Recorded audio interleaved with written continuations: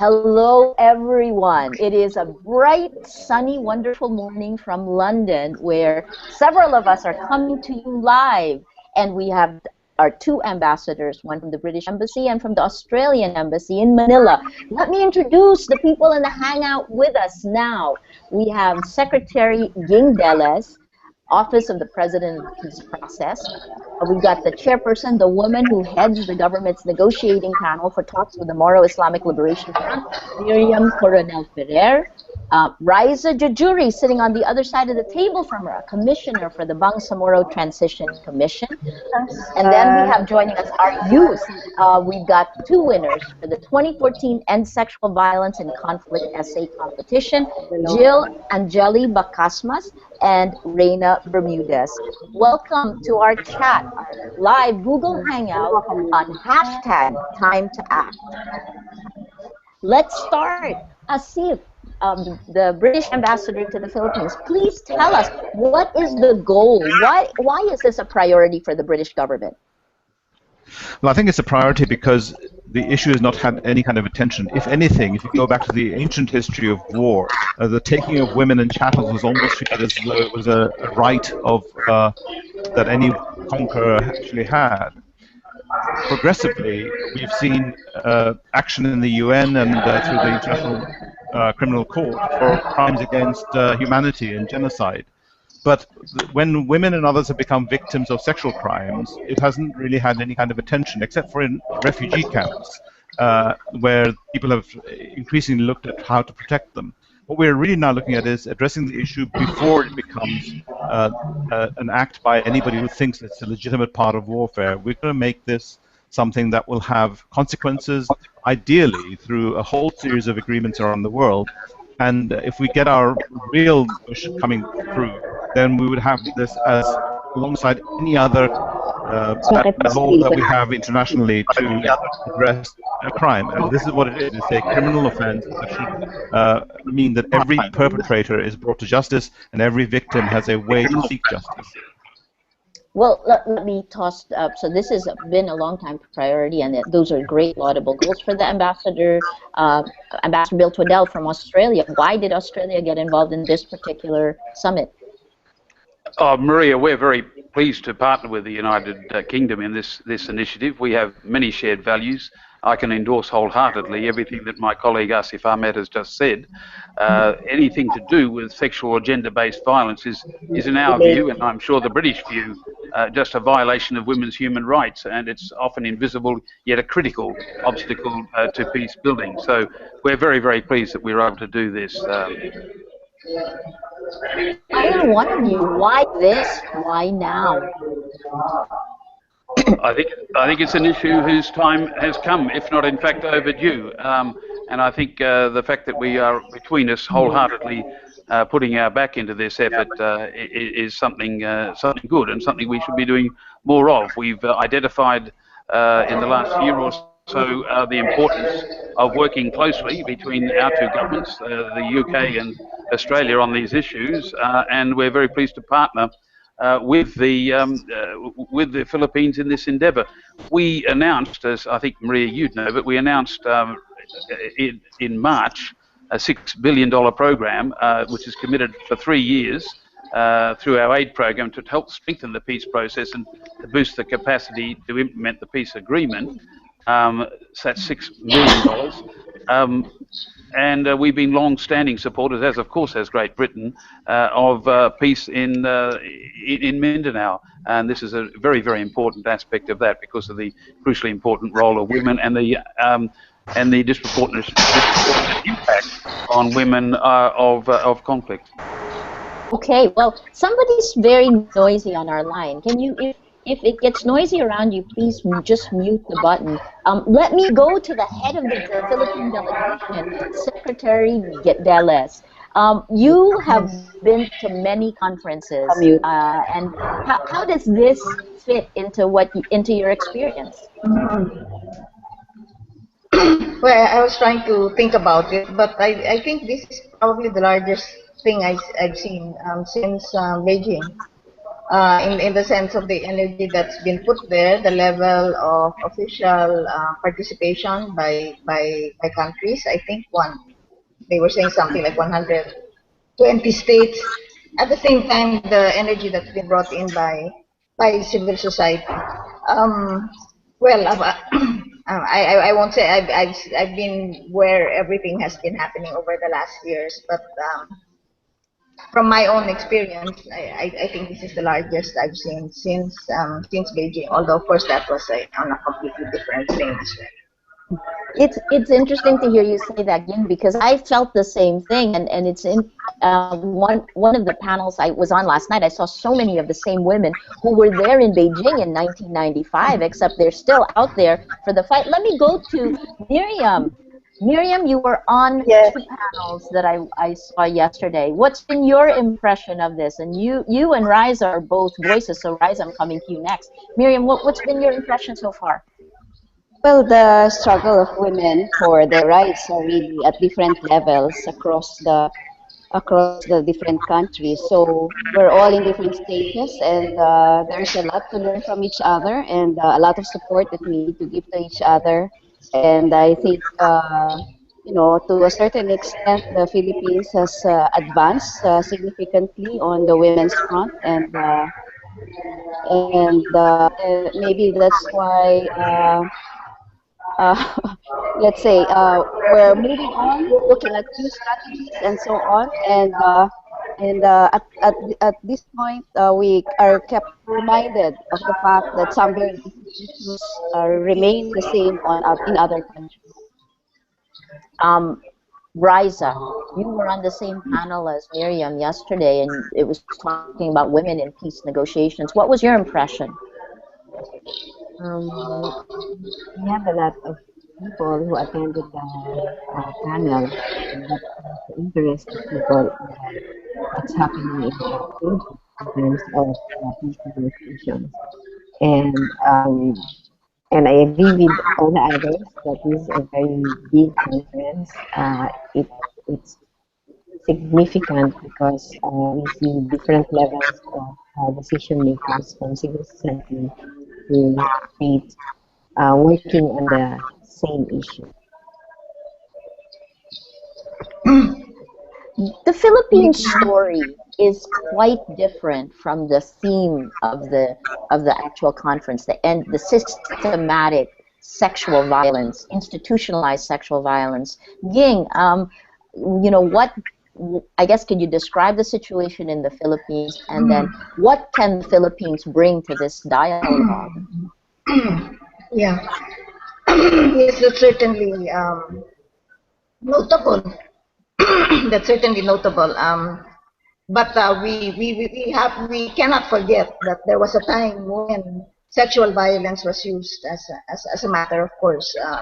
If you were a woman activist during martial law and you were arrested, especially if you were detained in a place where no one else was, I think it almost seemed standard before that if you were in that situation, you were probably going to experience some sense of sexual molestation. And I think we cannot but but just be grateful that while the armed conflicts have continued, and we know that we have several fronts of it, that not from any of these fronts do you hear of rape, of sexual violence being used by either side as a tool of war. But which brings us to look at what else is really happening, and it is in my reflection that although we are not at this time, thankfully, and I hope never again, to be in that state of having to deal with that kind of violence in armed conflict. I think we have to recognize that the situation of armed conflict has still opened many vulnerabilities for women. I, I, I think the domestic violence is probably higher in these areas on both sides. Um, there's the general breakdown, of course, in evacuation centers. There we know. Yes. There we Yes. know. In evacuation centers, there have been cases of rape and sexual molestation. Um, when there is a general breakdown of law and order in conflict areas, where there is kidnapping, for example, then there women are raped. So in fact, when we go to communities and talk about what women are suffering there, it becomes, you cannot now say, but that is not part of the armed conflict, because the reality is a situation of armed conflict does make those situations of a breakdown in law and order also more intense. And then we see the other parts, like while we are doing women's agenda, the NAP, the localization of the National Action Program in the arm, is that in at least two provinces, what they pinpointed as a major problem was trafficking of women. And we Yeah. know that trafficking of women has grown, has became a major issue as women try to look for other, supposedly look for other safe places or places where they can do something, get out of the war, and therefore become more vulnerable in this way. So I think, well, for me, maybe this is one of the things that we bring out of here, is to think more about that situation. We don't have the big sexual violence, direct sexual violence issue. But Okay. sexual violence, women do become more vulnerable in other ways, in our situations of armed conflict. Fantastic. So some of the statistics coming out of the conference are really frightening. I mean, you're talking about 250,000 to 300,000 in just 3 months alone in Bosnia and in the former Bosnia Herzegovina, and you've got, sorry, former Yugoslavia, and then you have something like 200,000 from women raped in Congo, in DRC, 40,000 from Liberia. These were the ones that kept coming out. We're in the Philippines, as you said. Yes, we don't have that systematic kind of sexual rape as a tool, but you pointed out where we are. So let me go to Reina, who has spent a lot of time thinking and working about this. She's also one of the two winners for the essay competition. Reina, in your view, you wrote an essay about rape as a tool of power. I mean, what's your view of what's going on in the Philippines now? Well, with my experience on the ground and what I have also been reading, um, the Philippine experience, as what Ma'am King said, is different from what is happening with other countries, where rape is used as a systematic tool for war. What we're having on the ground, especially for example in Zamboanga, is even in a conflict or post-conflict situation, sexual and gender-based violence happen, particularly because there is a need for people to have access to psychosocial support. So I believe that that is one of the ways wherein we can help people, because these are not people who are thinking of taking advantage of other people, so they can promote the crime of war, or so to promote their cause. Rather, this could be seen as a byproduct of what is already ongoing, the stress, the trauma coming from the situations of armed conflict. No, that's correct. Let me toss, and then Jill, I know that you're online listening to this, also one of the winners of the essay competition. Jill, the hashtag of the conference is time to act. I think you're the youngest on the panel today. So what does that mean for you? I mean, it's been a very exciting last few days here, where it's I the know, closing yes. plenary today. What was your Okay. impression, and what does hashtag time to act mean for you, your generation? Okay. Well, can everybody hear me? I'm not quite sure if my Yes, microphone is working. Okay. Well, yes. well, for me, time to act is basically walking the talk. It's, converting discussion into implementation, making sure that what the concepts that we are learning here at the summit, and even before that, the sensitivities that we're acquiring about for women and gender sensitivity. These now have to be applied into tangible actions that will ameliorate the condition of women in society who have been affected by this issue in conflict areas.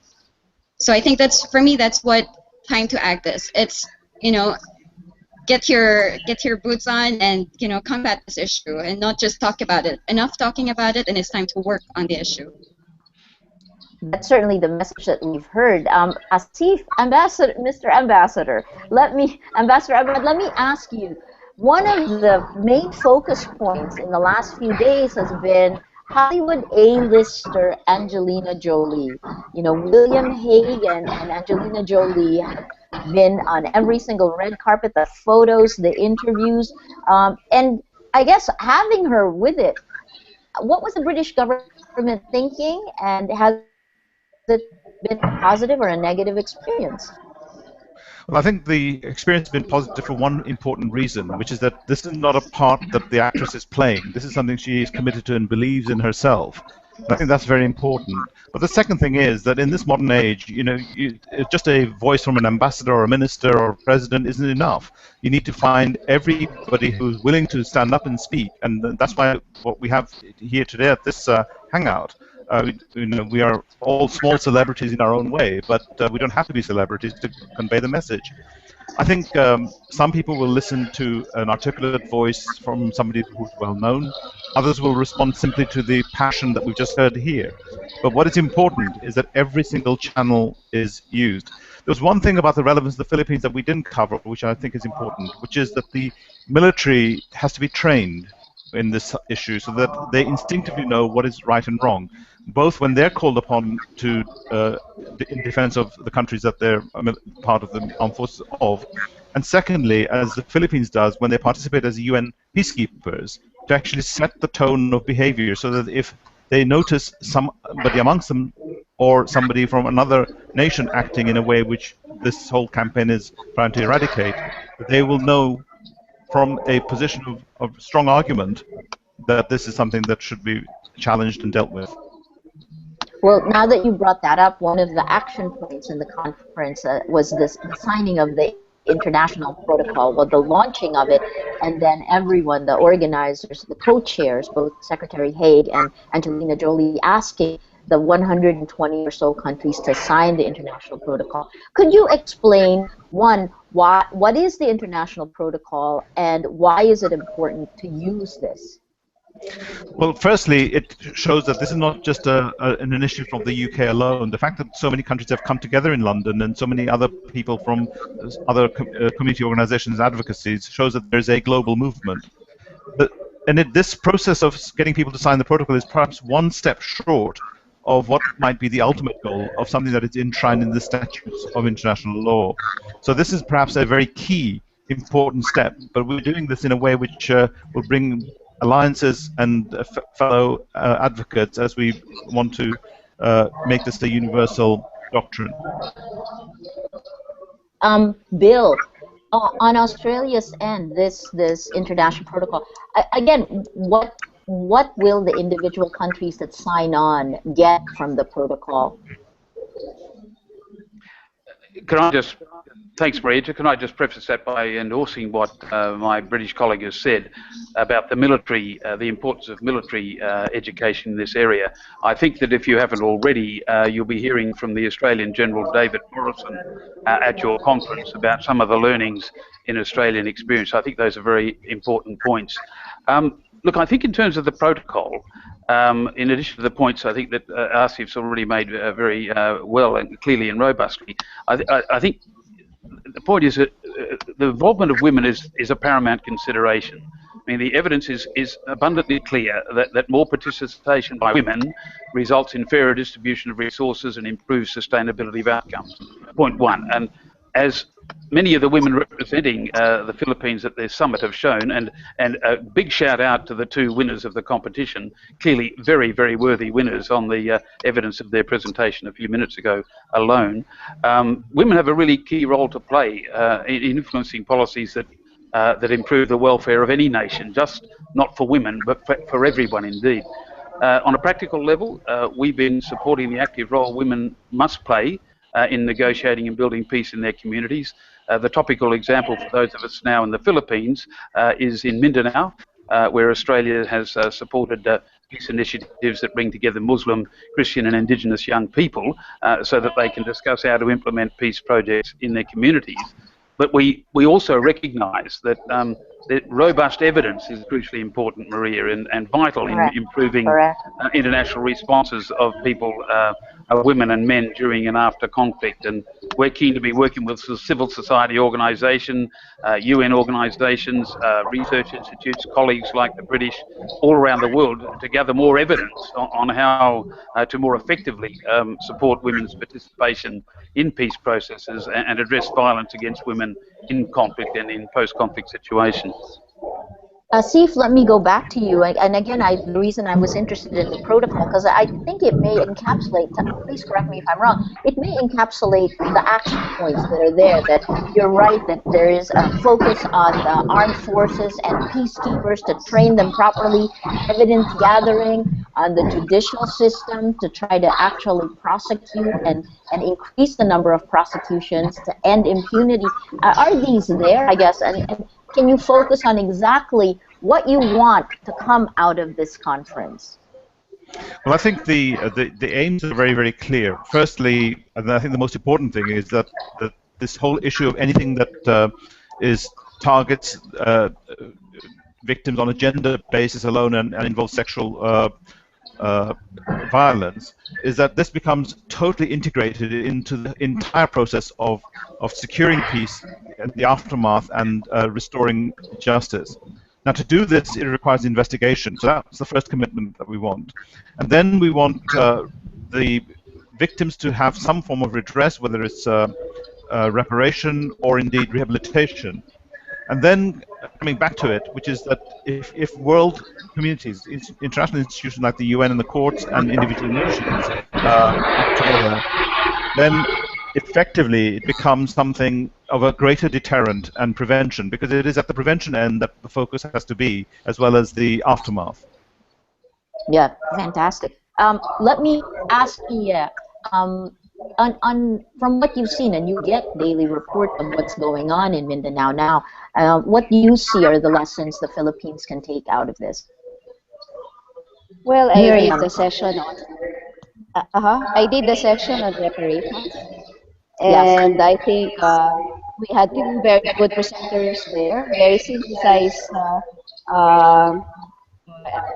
report on the range of issues that are confronted when you start moving on towards addressing the matter of reparations, the matter, for instance, of the importance of symbolic forms of reparations, dealing with the past, but at the same time really preparing for the future, so importance of livelihood, addressing also maybe some kind of making available productive activities for everyone, including land to those who have been dispossessed. All of these are going to be very helpful to us when we map out our transitional justice and reconciliation. But just perhaps on another note, I'd like to say that all of the reforms that have been identified with regards to the national armies or the state armies are very important. But drawing from my own experience in the landmines campaign, it's also very important that you get this kind of orientation and training through the non-state armed groups. Of course, the situation will be different. The receptivity of the armed groups will be different, and to that extent, the MILF can be credited for having that kind of openness to really observe international humanitarian law and all that. But that effort should also continue sort of go down beyond the state armies all the way to the different other armed groups, if it's possible under different circumstances. Interesting. Riza, your reaction? Yes, I think in the past, the current effort to bring this issue of sexual violence to the MILF's attention, and to work with different organizations also that are working on the ground and doing work with distinct people, the community. very something that Okay. um, Okay, Ging, let me ask you the protocol. Are you going to be, is the Philippines going to be signing this protocol? I don't think that would be a problem. Since I'm not in the Department of Foreign Affairs, the protocols about signing a protocol will have to be dealt with by the Department of Foreign Affairs. We signed on, and we were a champion of this first declaration. Certainly, we have no problems abiding. I I think in fact we could I could see that we could even begin to champion some of the points of the protocol, but that will, I think actually signing the protocol will have to be with the Department of Foreign Affairs. Interesting. Asif, let me ask you. So in 2012, I guess both William Hague and Angelina Jolie set up a group that is continuing to work on this PSVI, and then in 2013 and brought Angelina Jolie to the G8 summit to sign it. In 2014, the British government has done this global summit to end sexual violence and conflict. What's so fascinating about this is really the ability to bring together such a broad cross section, from the ministers to the civil society to the group, to the survivors themselves. The fringe is one of the most fascinating parts of this. What is next for next year? Well, in some ways, what we've now done is given, if you like, the issue of such a strong global exposure, that we now think that this will be replicated within each country, and it will probably not require Angelina Jolie and William Hague to reconvene again next year. We're expecting almost every single Minister of Foreign Affairs and every single prominent person who cares about this issue to pick this up. You know, we saw this, if you go back to a period when I was a little younger. At that time, feminism sort of took root, and it acquired, in some respects, some sort of cliche and a bad name for some. But underneath all of that came laws, came protection. The buzzword nowadays is empowerment, and if you misuse that word, it means nothing. But if you actually look at what we have here, women who've been part of a peace process in the Philippines, it actually means that they have a stake in this whole process from the word go. And it would be very, very surprising indeed if anybody was to attempt to unravel that and put women in a secondary or third position. Now, this is a microcosm of what is actually achievable once you have empowered women. So therefore, I see a year from now material progress on the protocol and a total buy-in from every group that we've reached out to. And then as a result of that, the real power of women and other victims of sexual violence will come through, because they will be able to simply refer to this as something that they will not be able to tolerate or suffer in silence. Yeah, that's correct. There really were some horrific stories here. The woman that early on from Save the Children, who was from DRC, from Nigeria. There were lots of horrific stories. I go back to Jing. In your end, your impression of this overall. I mean, there have been horrible stories for a very long time. Does this conference make a difference?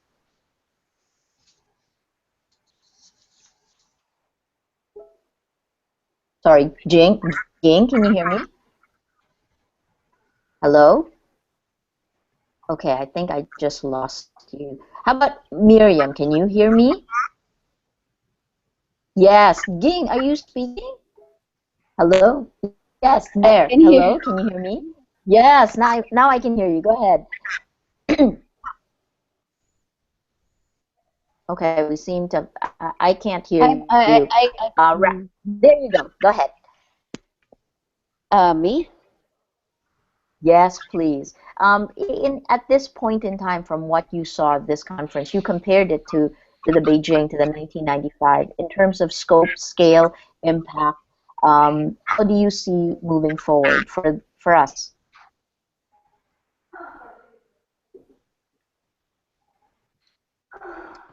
You have to unmute. Unmute. Nakamute siya eh. I can hear you, Ging. Oh, now I can't hear you. Okay, Rappler, did you mute Secretary Delis? Yeah. Okay. Now, There you go. yeah. Okay.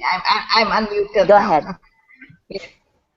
Um, Yes, well, one of the things that I did notice here, which was not even in Beijing, is that the fringe event and the official event were also correct. closely linked. Yes, the fringe. Please tell There was us. all in the same venue, so you had people crossing over.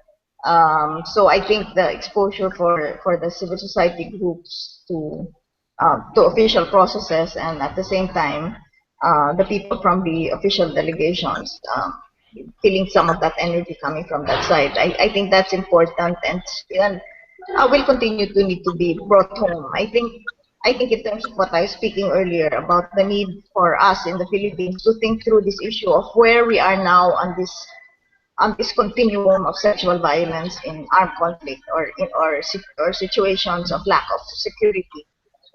We will need to do more serious thinking about that, and making sure that the remedies are also being pushed, because of we are in a way we are on a different plane, and that this conversation will really need to be done more closely, I think, between government and civil society. But yes, we also need to maybe two voices. Of course, add our voice, make our voice even stronger on condemnation, because in a way we do have some credibility to speak on that. Uh, but the other one is to continue the message which we brought here of women's participation in the ministerial dialogue that I attended, and where we were able to make an intervention. It was so clear, as he said, that so many other countries are just not on the table, really marginal, just still clawing their way to get in. And I hope, and I did get that sort of feedback when I talked about our experience. Um, that it's good to see that yes, there are countries, and I think Colombia and is also going on that track. Certainly, I Yeah. think Myanmar, because of our experience, because of the interaction with us, immediately gets into that sphere already. It just stop the war, stop, resolve armed conflict, and make sure women are there while we are doing that. Because both during the war and after the war, there are specific issues and concerns that will need to be addressed, and that certainly the inclusive future that will make peace sustainable can only be done if women are there right at the table and right from the start. And let me pick up on that and toss it to both Miriam and Riza. I mean, it was wonderful to watch you both on the panel yesterday, because powerful women who actually, interestingly, we were on the same panel as Colombia, and Colombia was more focused on women, just women's participation, but the two of you actually were part of the panel based on your skills and your talents, and were women kind of by accident. I hate to say that, but to pick up the theme from Ging is that women need a place at the table, and that gender balance helps cut down sexual violence and rape. Your thoughts on that? You were two of the most powerful women who have a place at the table. Miriam, you're the first woman in the Philippines to sign a peace agreement. You're the lessons learned from this conference for you. Well, aside from just looking at that statistic, definitely there's still a lot more to be done, and a lot of the some of the usual debates on feminism and all that continue to be part of the discourse here. And there's, to that extent, we still need to do a lot of thinking about what does it really mean about being women, and uh, applying it to this particular instance with regard to our main interest, which is really addressing armed conflicts and building peace. So, as an academic, maybe I'd really like to go further in terms of further clarity on many of the discourses and theoretical frames that we are using to advance our work. But otherwise, it's really work on the ground, a lot of work on the ground that will have to be done at the community level to really open up the spaces for more and more women, open up the minds of both men and women for this kind of a partnership that we are trying to institutionalize. Fantastic. Riza, on the other side of the table, your thoughts and more empowerment for women inside the MILF and the Muslim women in the Philippines. Yes, I think what is important in our education um, is to broadly educate the maximizing the resources community.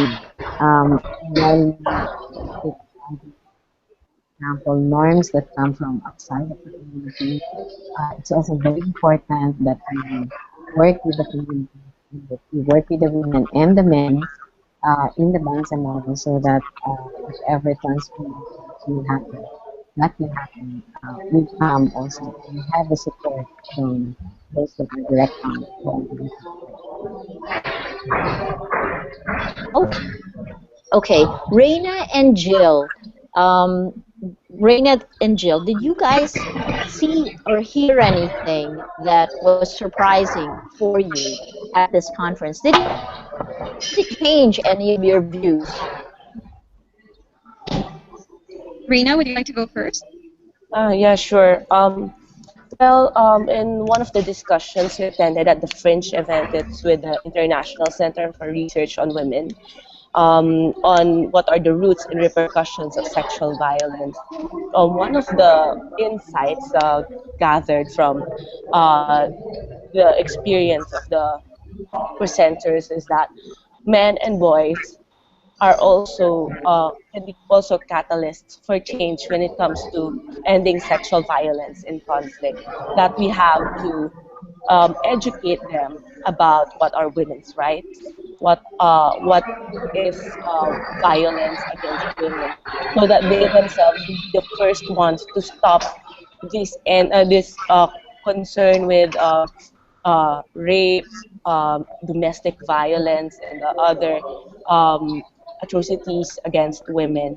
So that is not really is a shocking lesson, but we believe that this is a very important insight that we can bring back to the Philippines to that ending sexual violence in conflict is not just a women initiative. That men and boys can also be agents for women to have a better space for participation, for their rights to be protected. So, That's great. That's a fantastic point to bring up. Jill, Yeah, I actually agree with Raina. After we attended the session from the ICRW, it was a point of a very long discussion between us about the role that men can play, young boys actually and men, in making sure that in the future women do not have to undergo this kind of suffering anymore. But to add to that, it wasn't actually what I learned most was that well, it wasn't actually part of the summit, but it was during our gathering with the youth delegates from other countries. Well, it was actually surprising for me that the youth are actually very much up to date about the developments in the Philippines. And we spoke to a lot of international delegates from other countries, from South Korea, from the UK, from the United States, who all acknowledge that the Philippines is in terms of gender sensitivity and in terms of women empowerment has really grown a lot and in East Asia and even for the world. And it's nice to know that the youth are recognizing this because the youth will be the carriers of the example that we bring upon the rest of the world. fantastic. Okay, before we end, I will ask each of you to take about a minute to wrap everything up. But before we go to that one, I really want to bring up Angelina Jolie again and Brad Pitt, who attended yesterday. Well, we know that Secretary Deles actually had a picture with Brad Pitt. But let me ask you, the ladies here, what was the role of Angelina Jolie? What kind of celebrity effect was it? I mean, you were there. What did it feel like? What did you think? Did it matter? Anyone who wants to speak, go ahead. Well, I see. Go ahead. well. I think when she spoke, everybody really paid more attention. Even these very important foreign ministers paid more attention. But I think it was very important what Ambassador Ahmad said, that why she was so effective is that she's not just reading lines, and there was the passion there, and that she had really thought out these messages. But I think maybe more than anything, it was her presence here that made this summit get projected beyond the conference venue, because we know it was very big, those of us who are here, but it is quite off. It's not in the center of London. You Yes. have to travel quite a bit to get here. So Yes. it could still fall. It could still fall through the cracks. People would not know how big it was. It's she who brings the message that this is big, because when Angelina Jolie moves and talks, well, I think what is times a million, Yeah. whatever any of us in this panel, the effect of any of us in this panel is times a million, I would guess, when Angelina Jolie says it. Well, it was so interesting because If I may add, yes. Go ahead. Go ahead. Go ahead, Miriam. yeah, well, it's really about putting faces and names. Angelina was a face and a name, and so were all the other victims. Finding their names and faces up front, having that kind of courage to do that, so that this thing about sexual violence can be recognized. There's one booth that I went to at the Fringe event, and we had the names of women who have been victimized, and I found my own name there, and signed a postcard, addressed to the UN Secretary General, saying this woman, my name, who had my name, was actually arrested and suffered from this kind of violence. So putting the faces and the names to all the victims, survivors, and all the people who are building this kind of a new world for everyone. And Angelina is one such face. Fantastic. Yeah. But Any? sorry. Can I Go say, ahead. can I just add something to that? Because Sure.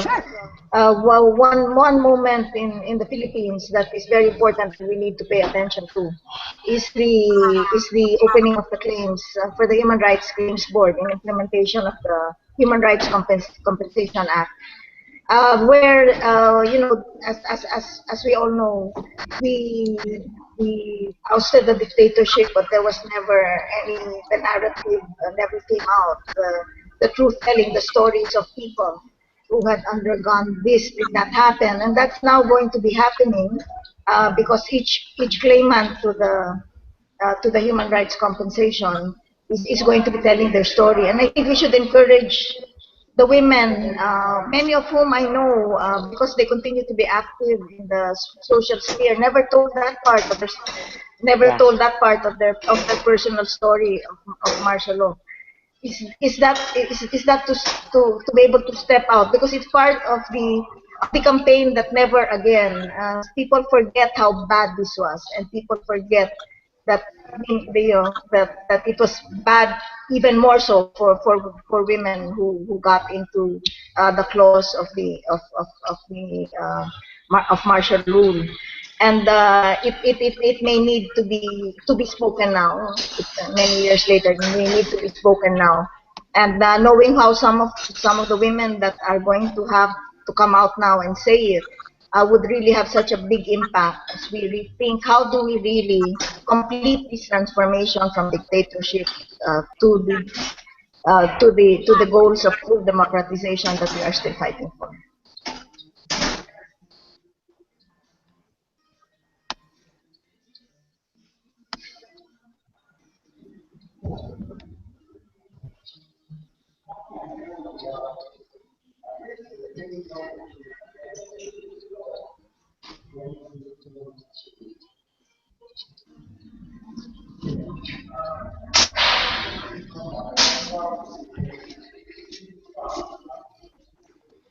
Wala.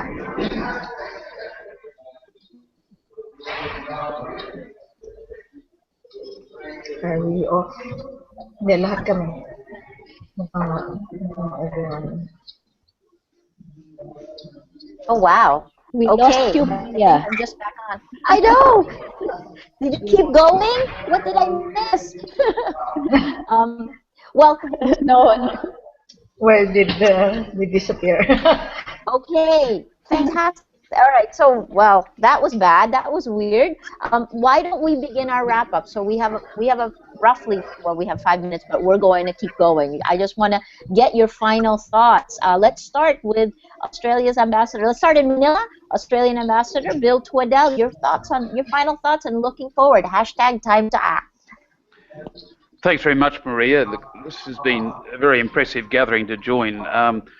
Look, I think what's on my mind now increasingly is what do you do from here? What do ordinary people do from here? I think that it's been a wonderful initiative. I commend, like others, the role that's played by the British government and others, and Angelina Jolie. I think the level of commitment that she has should be an inspiration to many of us, and she is, of course, a woman who's to whom adversity hasn't been unknown as well. What do we do from here? This is a very important conference, but it seems to me that all of us at an individual level should be looking at this as an issue where we need to recognise that security needs to be a gender-sensitive issue, to recognise the needs, interests and contributions of women and men who have to be part of any solution, having been part of the problem. What do? We talk to our friends, talk to our families, talk to our colleagues, share what we've learnt, what we knew already and what we've either learnt more about, and encourage others to do the same as a result of this conference. And to build a recognition, I think my colleague Asif made some good points about building a new awareness in the way that the feminist movement has in recent decades. But to realise that it's a given that gender-based violence is a violation of women's human rights, and it's often a sinister, invidious, invisible yet critical obstacle to the business of peacemaking as well, and peace building, as we know here in the Philippines. And in conflicts all around the world, it's becoming more and more well known, and we can be part of this process, that women are frequently victims of atrocities and injustices. International evidence shows that violence against women escalates during times of conflict and can remain even after conflict's ended. But women are far more than victims. They're often the key to preventing violence from emerging and resolving ongoing conflict and to rebuilding societies. And I think that the wonderful women of the Philippines, including many of you engaged in this, are part of that. And we are very strongly committed, Australia, to playing our part in this process. Thanks very much for having us. Thank you so much, Ambassador Ahmad. Asif, your final thoughts. Well, I've been listening with real interest here, particularly because I'm envious that I was not in London at this time. But, when people talk about the Ministry of Education or the Department of Home Affairs, people mostly know around the world what it is that we do. But diplomacy traditionally has been behind closed doors, where you see men in suits going in and out and stand behind a lectern and try and control the environment in which a discussion takes place. What you're seeing now is diplomacy of a different kind. Bill and I are natural allies. We almost instinctively know what the world is or should be. But here we have people that we've been working with on the peace process in Riza and Miriam. We have trusted partners. They know how quietly we can be supported when needed and stay quiet when we should be quiet. We reached out to people who new to us, new advocates who won essays that have been written and furthered our cause. And through Rappler, we're making a huge digital footprint that we would not have been able to make. So if we've achieved anything in this whole process, is that we have taken the issue from behind secret places where these crimes are perpetrated and exposed it to the world. And now it is up to each and every person who's engaged with this to carry on. We will persevere. Without alliances across the world, traditional as well as new, we will not succeed in what we want to do, but we're determined to succeed. Fantastic. Secretary Dallas, your final thoughts. Well, it's always good to get into this kind of large advocacy event. I think because we are so caught up in our own peace process, it's important to pull us out sometimes to see, well, what else is going on and what else are we not are we have we not looked at closely enough because we were focused on other tasks. Moving forward, I think it's very important. Our national action plan, which is the first in Asia, and still one of very few that has been done in compliance with the UN Security Council Resolution 1325 on women, peace, and security. That needs to be, I think, further completed, sharpened in light of the things that have come out now. Certainly, the agenda for the Department of Justice, the Armed Forces of the Philippines, our security forces, PNP, as well as the linking between the official NAP and the civil society watchers of the NAP. That will have to be strengthened. We will have to look at how the changing issues of gender-based violence in armed conflict, after armed conflict, is something we will need to understand better. We don't want to be in some place 5 or 10 years from now and see that the problem has grown that we missed because we thought we had it solved. Perfect. That I agree. Miriam Coronel Ferrer, your last thoughts. Well, yes. First of all, thank you very much to Australia and the UK for enabling our big participation here. We actually didn't have much time to interact with each other, but I think we should continue this kind of conversation among ourselves, the team here, not so much in our official capacity, to break down barriers of who we are representing at the moment or what office we're working with at the moment, but to just see there's a lot of work that we need to do with regard to the normalization component of the agreement. And a lot of these things that we have been listening to or talking about are all feeding, will have to feed into that, the programs that we will be putting in place for normalization. So in any case, this is a good start. We should continue the conversation. I met some very interesting women who can give us more insights, and maybe together with some of them, we can just continue to talk and plan out and actually implement more of these kinds of things, or at least integrate it into the programs that, in any case, we will be putting in place for the normalization. Thank you. Fantastic. Thank you. And Riza, your final thoughts. As the sun also asked to be, time to act. Work together. There's a lot of work to be done in the coming months and years, of making sure that our society that we live in the Bangsa model that we for everyone, for both women and men. Okay, we were cutting in and out with Riza, but let's move on to our last two, our essay winners. Reina, you're actually doing work already. Your essay was about Mindanao. Your final thoughts. Did we lose you? Did we lose Reina? She's unmuted. Yes, Oh, she's Hello. Reina? Yeah, go Yep. ahead. Go. Okay. Yeah, like as what the hashtag of this event would say, time to act. So what to do now and where to go now. So I guess it's time to go back to the communities to educate and share insights of what we have experienced here, what we have known with the experience of other countries when it comes to ending sexual violence. It's also time to empower communities through organizing, through development initiatives.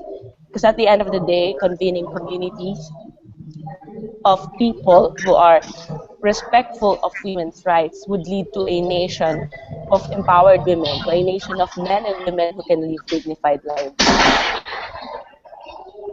Fantastic. And Jill, your final thoughts. Well, first of all, I'd like to thank the British and Australian embassies for giving us this opportunity to join the summit. And I could only wish that more people or more people from the youth could actually have been part of this enlightening experience. As somebody who has attended the summit, I can see that the initiatives from people all over the world, from ground up, is going through a positive direction, and I think we're on the way to achieving that irreversible momentum that we've been trying to achieve. As a member of the youth, I can see that Reina, for example, has experience on the groundwork, doing development work, and I am looking at a career in government, and I see that the importance of engaging the youth is that one day, perhaps in the future, we can probably bridge whatever gap there exists between the intentions of the government and the actual conditions of people on the ground. And I hope that youth members such as Reina and I can one day become part of a larger project in the future in nation building and ensuring women's rights. Fantastic. Wow. And that is it. The passion of the youth, Jill, which you just showed, the idealism and the hard work of civil society, and then the pragmatism of governments. That was fascinating yesterday. I was sitting with the government delegations, and you know, they were listening in a different way. Ambassador Asif, you were right. There is something that's different coming out of this. Putting everyone together is a step that has happened before, but somehow maybe it's this combination together. Thank you everyone for your thoughts and your insights into hashtag time to act. The question we ask is how can we help end rape and sexual violence in conflict? And there have been many answers, different perspectives over the last few days. In the next few hours, the closing plenary will happen. We will be carrying it live here on Rappler. So watch the closing plenary. It has been an amazing 4 days here in London. You'll see almost all the video and the stories coming out in the next few days. Stay tuned. This conversation is just the beginning. It's hashtag time to act. I'm Maria Ressa. Thank you for joining us. Thank you.